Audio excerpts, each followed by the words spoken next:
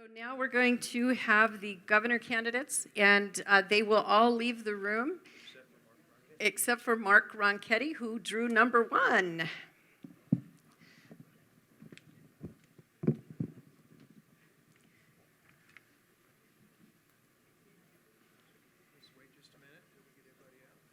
Okay.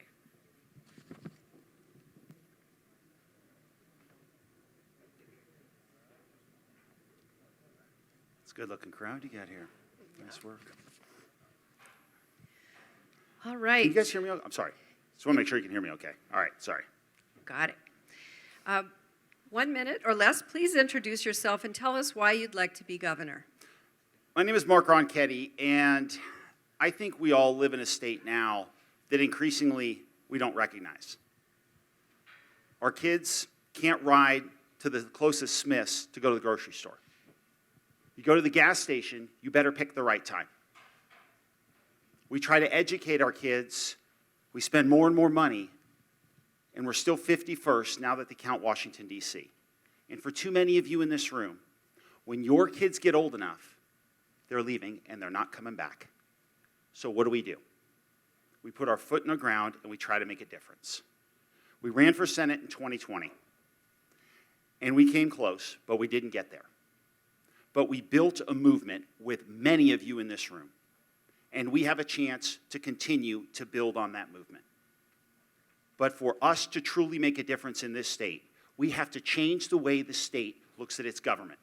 Right now, this government is huge. It's never been bigger. It's never been richer, and it is crushing out small businesses and our families. If we stand up now, we can make a difference in education, in crime, and in jobs, and turn the state around, and that's why I'm running. Thank you. You bet. 2 minutes. New Mexico is, unfortunately, ranked last nationally in too many categories. What is your plan to turn the state around and make New Mexicans proud? Well, I want to start, Carla, talking about crime. And I see that Raul Torres is in the room here. You're going to switch parties, Raul? You might want to. I think you should.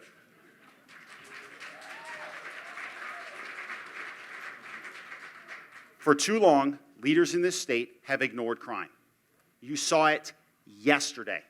For the 4th time this month, Albuquerque police officers end up in a shootout on our streets, and someone dies because they have no regard for the police.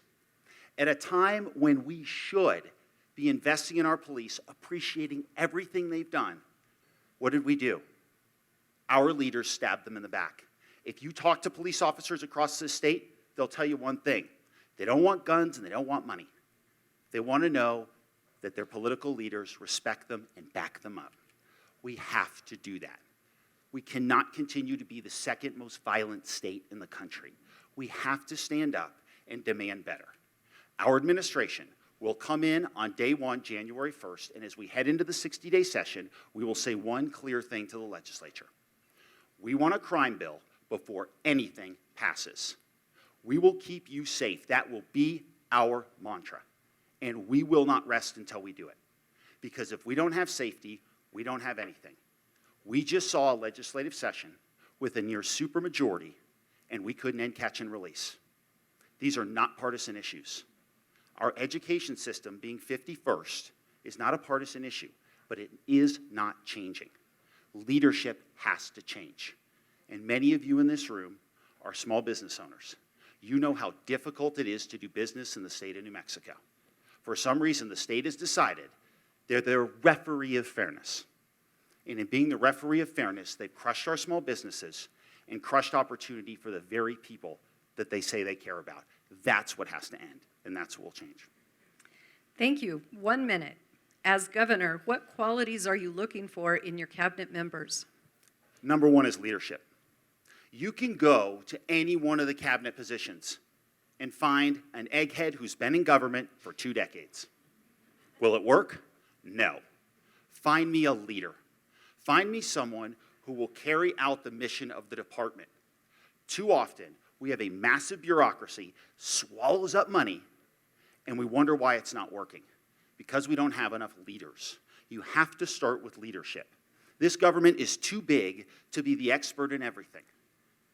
You have a budget that's $9 billion, headed toward $9 billion. So we have to have leaders at the top of every department that do one key thing.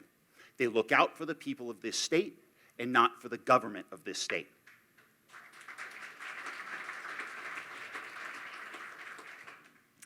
Thank you. Crime and safety have become a top concern for most New Mexicans. Tell us what you would do to make New Mexico safer. Yeah, Carla, it's the biggest question, I think, and I think it is the question of the 2022 campaign. There's no question about that. So I think we have to do a couple of things. First and foremost, we have to stand up and we have to demand an end to catch and release.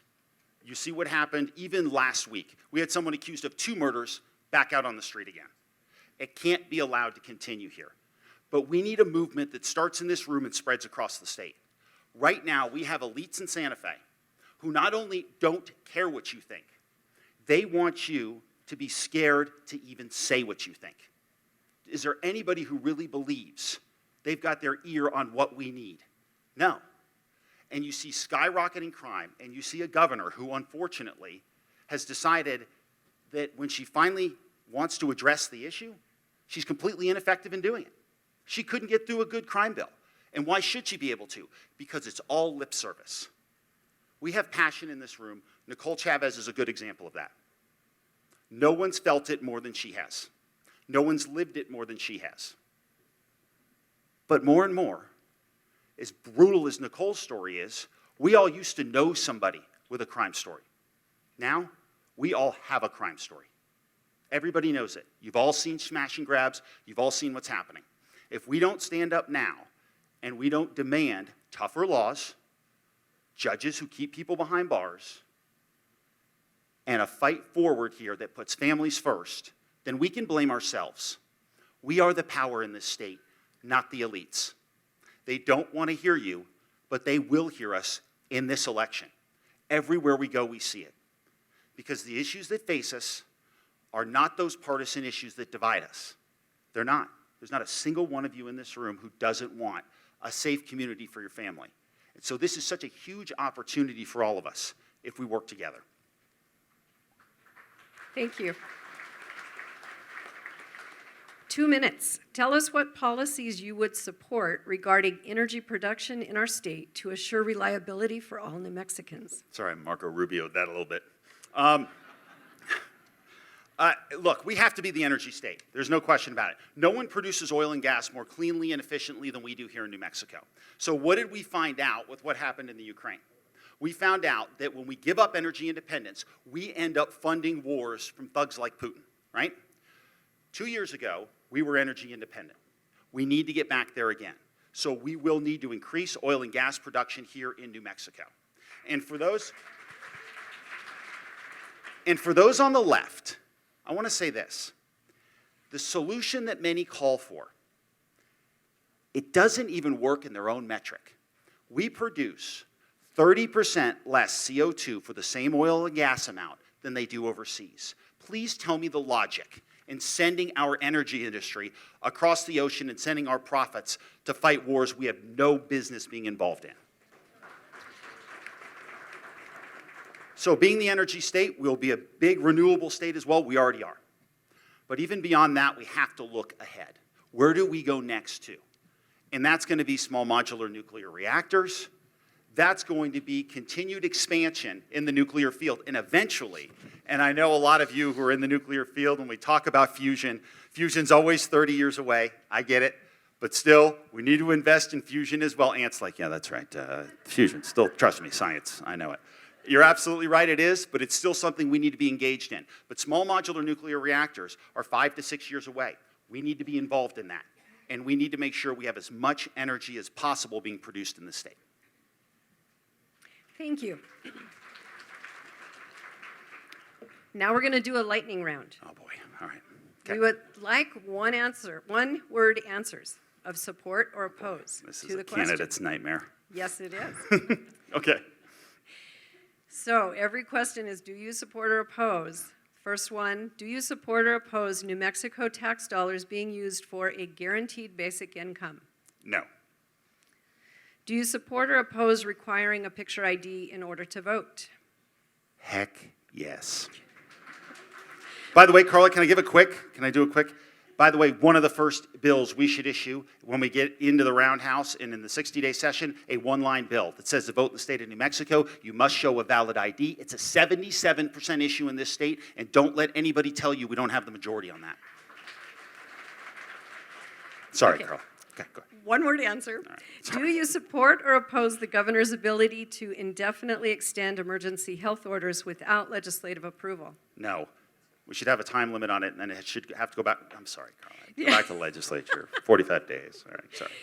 Do you support or oppose a work requirement for able-bodied New Mexicans receiving public assistance for things like food, housing, and health care? Yes. Thank you. Your final question, 1 minute. What is the single most important skill that you offer that makes you the best candidate for governor? You better listen. You better listen. I don't know how many of us could sit out there and think how many politicians we run into who think they know better than everybody in the room. And I don't know what it is about government that you get in there and you think suddenly you know everything and the people who live it every day know nothing.